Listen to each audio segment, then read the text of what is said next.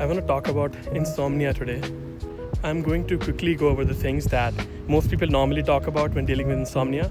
Then I'm going to dive into something that is not often talked about. I was going to make a video for one of my friends, but I thought maybe I'll post something that can help everybody. Of course, things like not drinking caffeine closer to bed, maybe stop drinking it at like 4 or 5 at most. And going out in the morning and trying to get as much as the morning sun as possible, so it forces your body to adjust with the rhythm. The goal of this video is to make you realize the patterns that you're unconsciously following, because sometimes just shedding some light on what's unconsciously happening in your body and mind, you can identify when those things occur and you don't have to give in to them. You realize that it's not you making those decisions, it's a body following a pattern and getting you into this circular pattern of not being able to break a habit. Here you can see all the effects of insomnia. It pretty much downgrades you even if you sleep a lot, but at the wrong hours of the day, you'll have difficulty concentrating, won't have energy, will sleepy throughout the day, and many other things like that. There are a lot of patterns and habits that come with insomnia. And one of the most common reasons people fail to fix their sleeping schedule is basically the blue light coming from the phone.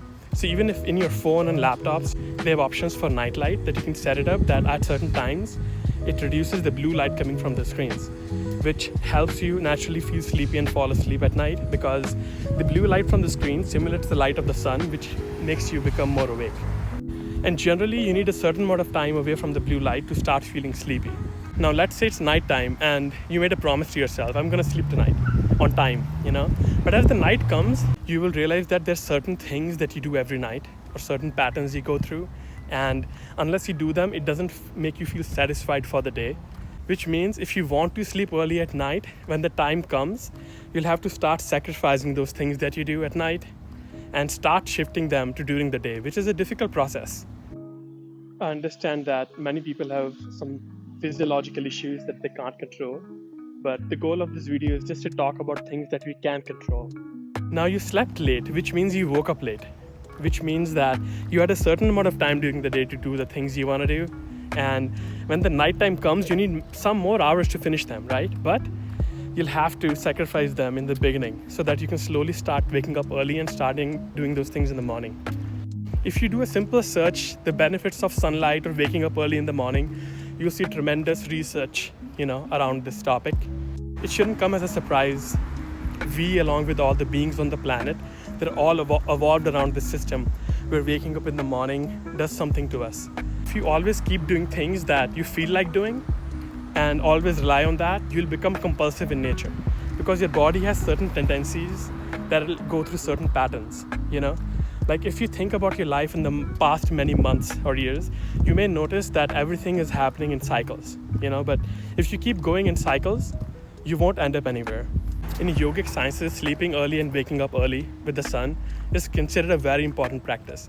It's generally recommended to wake up like 10-20 minutes before the sun rises. Like most animals do, they usually start waking up even much earlier than that. But if you wake up early, you realize you need less coffee, you'll start feeling more energy, and you'll feel like there is more time during the day to do things. Because whenever I used to wake up really late, I would always feel rushed. But when I started waking up early in the morning, then everything seems to go with a slow rhythm throughout the day. And I feel I'm at a good pace of doing the things I want to do. Identify the patterns. You don't have to give in to them, because the patterns will keep happening, and one day you'll have to just do it. You'll just have to do it. And of course, if you just lay down, you may not fall asleep for a while, but at least you'll be away from the phones and everything, and you'll feel rested. And of course, you can do some deep breathing while laying down to make your body relaxed a little bit.